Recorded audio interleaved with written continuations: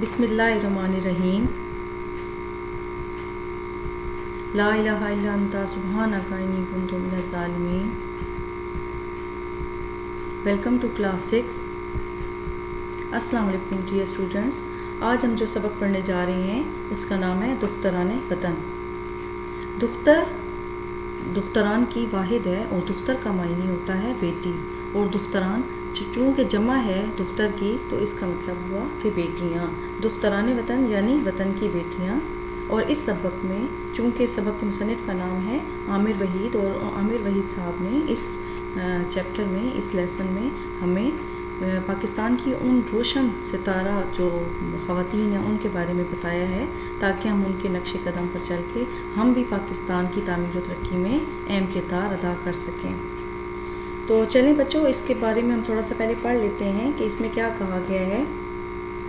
اس میں کہا گیا ہے کہ عورت کی عظمت کو ہر دور میں تسلیم کیا گیا ہے، یعنی مانا گیا ہے ماں ہو یا بیٹی، بہن ہو یا بیوی، تقدس ہر روپ میں عورت کے کردار کا ایک اہم حصہ ہے.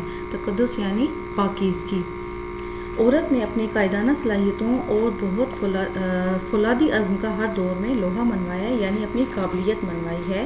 تاریخ عالم کے صفات میں یعنی کہ یہ جو تاریخ ہوتی ہے اس میں ایسی مایہ ناز خواتین کے ذکر سے بھرے پڑے ہیں، یعنی ایسی قابل فخر خواتین کے ذکر سے بھرے پڑے ہیں جنہوں نے اپنی ہمت کو طاقت کو بروئے کار لاتے ہوئے یعنی کام میں لاتے ہوئے وقت کے دھارے کو رخ میں بدلنے پر مجبور کر دیا.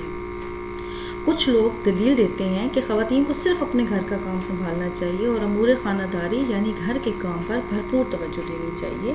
یہ لوگ عورت کو اللہ تعالیٰ کی طرف سے عطا کردہ بے پناہ صلاحیتوں کو فراموش کر دیتے ہیں. بچوں، اس چیپٹر میں عامر وحید صاحب نے مختلف خواتین کا حوالہ دیتے ہوئے ہمیں بتایا ہے کہ خواتین نے کس طرح اپنے اپنے میدان میں انہوں نے اپنے قابلیت کے جو ہے لوہے منوائے ہیں.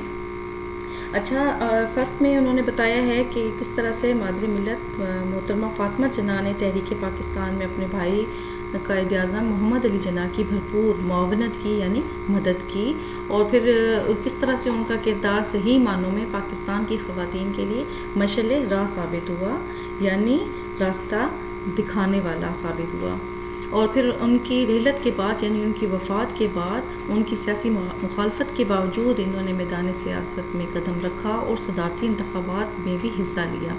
اسی طرح آپ دیکھتے ہوں گے کہ محترمہ بے نظیر بھٹو جو اب شہید ہیں، وہ بھی اسلامی دنیا میں سب سے پہلی خاتون وزیر اعظم منتخب ہوئی تھیں. اسی طرح انہوں نے سبق میں یہ بھی بتایا ہے کہ ایک جو درخشاں مثال انہوں نے دی ہے اسکواش کی عالمی کھلاڑی ماریہ تورپاک کے وزیر کی، اور انہوں نے بتایا کہ انہوں نے بھی کھیل میں حصہ لینے کے لیے ایک لڑکے کا بھیس بدلا یعنی اس کا روپ ڈھالا، اور اسی طرح جب ان کا یہ راز فاش ہو گیا یعنی ان کا یہ بھید کھل گیا تو انہیں ڈرایا دھمکایا گیا، لیکن ان کے عزم کو متزلزل نہ کیا جا سکا، یعنی وہ لڑکھڑائی نہیں. خواتین جو ہیں وہ اپنی صلاحیتوں میں کسی بھی طور پر مردوں سے کم نہیں ہیں. اسی طرح یہاں پہ بتایا گیا ہے کہ کرن خان جو ہیں وہ بھی جو پاکستان کی پہلی خاتون تیراک ہیں، سوئمر ہیں، انہوں نے بھی اولمپک مقابلوں میں پاکستان کا علم بلند کیا یعنی جھنڈا بلند کیا. اور اسی طرح پھر انہوں نے بتایا ہے اس میں کہ ثنا میر جو ہیں، آپ نے دیکھا ہوگا پاکستان وومن کرکٹ ٹیم کی وہ کپتان بھی رہی ہیں، اور وہ اپنے 15 سال انہوں نے اس میں کافی جو ہے نا ٹائم گزارا ہے کرکٹ ٹیم میں. تو نہ صرف انہوں نے اس میں جگہ بنائی ہے بلکہ اس کی قیادت کا شرف بھی سنبھالا. اسی طرح ایک اور نام یہاں بتایا گیا ہے جو کہ بہت ہی خاص نام ہے، وہ مریم مختار جو کہ پاکستان کی پہلی جنگی ہواباز خاتون تھی، اور انہوں نے بھی اپنی فرائض کی ادائیگی کے دوران شہادت کا مرتبہ حاصل کیا. وہ بھی ایک مثال ہے ہم سب کے لیے. اس کے بعد اس میں بتایا گیا ہے کہ غلام صغرا سولنگی پاکستان کی ایک ہونہار بیٹی ہیں، انہوں نے بھی انتہائی نامساعد حالات میں یعنی ناموافق حالات میں یا راس نہ آنے والے حالات میں بھی اپنی تعلیم کو جو ہے جاری رکھا ہے، اور اس میں انہوں نے خواتین کے لیے بھرپور جدوجہد بھی کی ہے، اور انہوں نے ماروی رورل ڈیولپمنٹ فاؤنڈیشن قائم کی ہے، اور انہیں دنیا کی باہمت ترین عورت ہونے کا اعزاز بھی حاصل ہو چکا ہے.